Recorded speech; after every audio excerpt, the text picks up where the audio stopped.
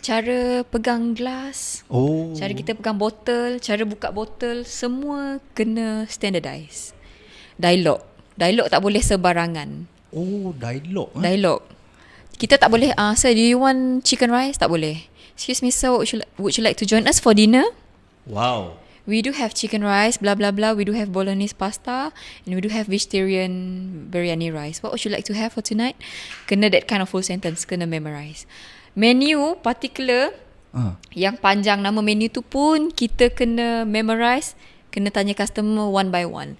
Dalam satu row ada 3 customer. One by one kena tanya, tak boleh tanya serentak. #pengsan.